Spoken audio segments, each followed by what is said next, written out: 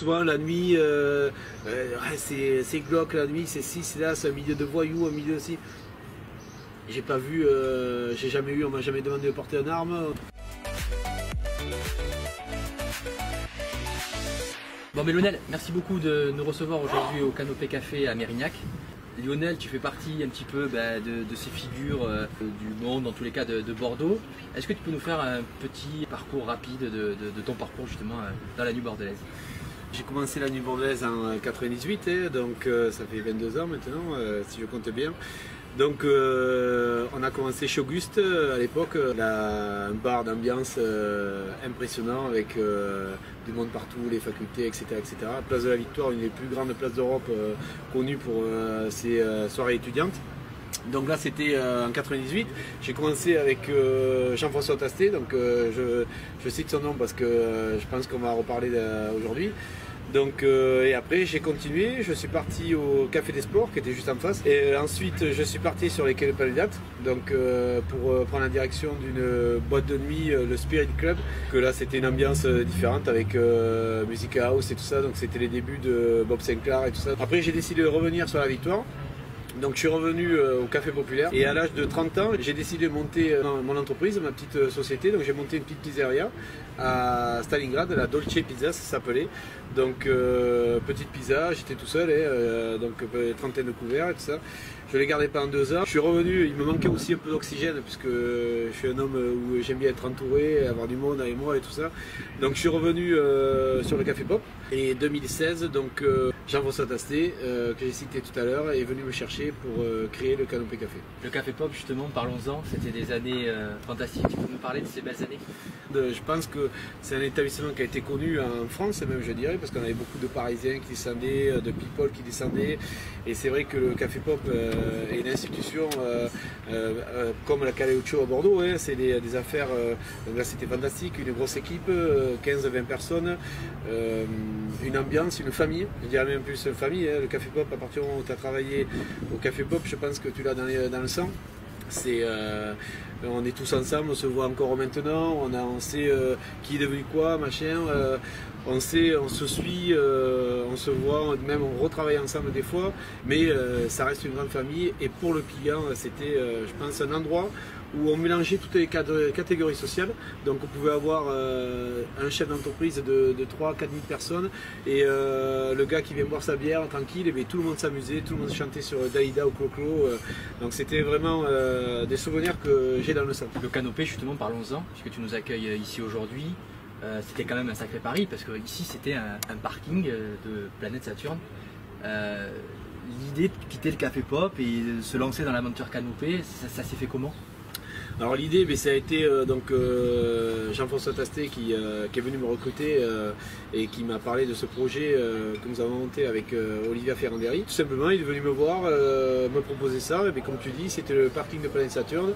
On est monté à la rampe qu'il y avait encore à l'époque et on s'est garé derrière, là où tu vois le restaurant. On m'a déplié un papier, il m'a dit voilà, on va faire ça. Donc là, tu regardes le papier, tu vois ce que tu as autour de toi. Tu dis c'est une aventure de fou et donc on va dire allez, on démarre tout. Donc on est parti du bas jusqu'au sol, la petite cuillère, il fallait passer à tout, les tables, on a tout créé puisque c'était un parking en effet de voiture. On dit toujours que dans leur parcours professionnel, il y a toujours des gens qui te marquent, des gens qui sont un petit peu ton parrain, ton modèle, des gens qui prennent sous ton aile. Quelles sont pour toi les personnes qui t'ont marqué dans ta carrière professionnelle? Moi je vais peut-être faire exception à la règle, c'est pas prétentieux comme ça, mais bon j'ai connu beaucoup de personnes dans la nuit et il y a beaucoup de gens qui m'ont marqué, donc les citer c'est difficile. J'ai fait de très très belles rencontres, donc j'ai pas vraiment un parrain, pas vraiment quelqu'un qui m'a porté, qui m'a amené, tout ça. Moi j'ai la chance d'avoir en moi on va dire ce relation humaine et ça, j'aime les gens, j'aime la relation, j'aime discuter avec les gens, j'aime le contact humain, donc ça m'a fait évoluer dans ce métier, parce que c'est un métier vraiment à 100% de relations humaines, donc être physionomiste, reconnaître, faire attention aux gens, faire attention des petites bricoles et tout ça, c'est vraiment un métier qui est porté là-dessus. J'ai fait beaucoup de belles rencontres, j'ai toujours eu du respect et quand tu donnes du respect, on te rend du respect. On dit souvent la nuit, c'est glauque la nuit, c'est ci, c'est là, c'est un milieu de voyous, un milieu aussi. J'ai pas vu, j'ai jamais eu, on m'a jamais demandé de porter une arme, on m'a jamais. Donc c'est, non, c'est la nuit, c'est super quoi. Donc c'est une grande famille, je pense. Justement, toi qui as été un peu ce témoin de l'évolution de tes débuts chez Auguste à aujourd'hui, c'est quoi ta vision sur l'évolution du monde de la nuit à Bordeaux en particulier? Bon, moi je vieillis donc je vois les choses différentes. Voilà, aujourd'hui nous la boîte de nuit avant, quand j'étais chez Auguste, j'étais jeune, on allait en boîte de nuit, on se connaissait tous les barman de nuit, on se retrouvait, on buvait un verre et tout ça, on se mélangeait aux clients qu'on avait reçus 2 heures avant et tout ça. Aujourd'hui je sors plus donc je peux pas te dire si les boîtes de nuit, je pense que c'est différent. Il y a encore des gens que je connais qui travaillent en boîte de nuit et tout ça, mais les jeunes évoluent là, voilà, on évolue aujourd'hui, on a tout sur les portables, on a tout sur Instagram, tout sur à droite à gauche, les réseaux, etc. Donc nous on n'avait pas tout ça à l'époque, c'était si tu voulais connaître quelqu'un, mais il fallait simplement aller lui parler quoi. Donc tu ne pouvais pas lui envoyer un truc sur Instagram ou comme ça, donc il y a une évolution avec le temps, comme dans tous les métiers, comme dans tout, après ça s'est pas dégradé, ça a changé. Selon nos indiscrétions, il s'avère même que, parce qu'au canopé on mange, on boit des coups et on joue aussi à la pétanque. Et on nous a dit, en tous les cas, que l'équipe de France de pétanque avait cité le canopé comme le 2e plus beau spot pour jouer à pétanque en France. C'est vrai, c'est Jean-Charles Dugénie qui à l'époque avait gagné, c'était en 2016 je crois, pour pas faire d'erreur, ou 2017. Jean-Charles qui nous a aidé d'ailleurs à créer avec Jean-François tous les terrains de pétanque pour avoir une taille normale, pour avoir un caillou sympa pour le rebond.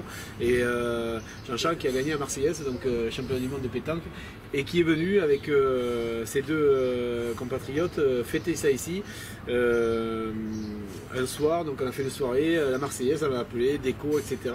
La coupe, donc en discutant, il y avait même le président de la Fédération française de pétanque, qui en discutant de ça avait dit voilà, le spot est magnifique, le spot est sympa, et j'ai vu des spots comme ça à Monaco où il y a un rooftop comme ça avec des terrains de pétanque magnifiques, couverts et tout ça, et pour moi c'est un des plus beaux spots, voire le 2e. Il avait même dit, bon après je sais pas, bon, parce qu'après il faut pas enlever Saint-Tropez, les arbres, les soirées blanches et tout ça, donc bon, c'était super sympa, mais c'est vrai que bon, après c'était les Zidane de la pétanque quoi. C'était vraiment impressionnant de les voir jouer. Ils ont partager ce moment avec notre clientèle et tout. On avait des groupes qui sont mesurés à eux et tout, mais bon, c'est imbougeable.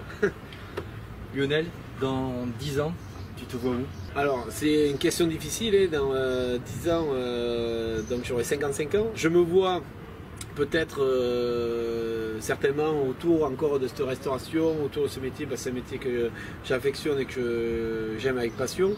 Et, mais peut-être différemment, j'aurais pas le physique pour être sur le terrain en permanence. Peut-être que j'aurais baissé, on va dire, physiquement. Mais je me vois certainement, oui, encore dans le métier, mais d'une manière différente, peut-être plus dans la directive. Ou alors peut-être j'aurais gagné l'auto et je serais sur une plage, ou alors tranquille à jouer au golf, donc je sais pas. Et enfin, pour terminer, aux gens qui vont nous écouter, qu'est-ce que tu as envie de leur dire pour qu'ils viennent peut-être découvrir ou redécouvrir en tous les cas le canopé? Mais j'ai envie de leur dire que c'est vraiment un concept atypique. Donc le canopé café s'étend sur 1500 m² de surface, donc c'est vraiment un lieu atypique avec une partie restauration. Donc on a un chef, Sébastien, qui était étoilé en Corse pendant 8 ans, qui a ramené sa cuisine et tout ça, méditerranéenne, où on a une belle cuisine, on a des produits frais, on travaille avec des produits frais. Même si on fait du volume, on reste sur des produits frais, carte courte. Donc, et après, la partie tapas, donc si tu veux pas venir manger au restaurant, tu viens jouer au boule, partager un moment avec les copains et tout ça. La bodega est ouverte tous les jours de la semaine, donc du lundi au samedi à partir de 17h30. Et le restaurant est ouvert tous les jours midi et soir, donc midi 15h et 19h jusqu'à la fermeture. Et nouveauté de l'été, on a ouvert la partie bodega pour le dimanche soir, retour de plage, pour aussi, on sait que les gens de la nuit, les gens de la restauration, tout ça aiment bien aussi décompresser, donc c'est un moment où on se retrouve et tout ça, donc le dimanche c'est nouveau, à partir de 17h, de la bodega est ouverte. Après espérons que voilà, que tout le monde va retravailler, que je pense à tout le monde qui est encore fermé, que tout va redémarrer, que le pays va se relever, quoi.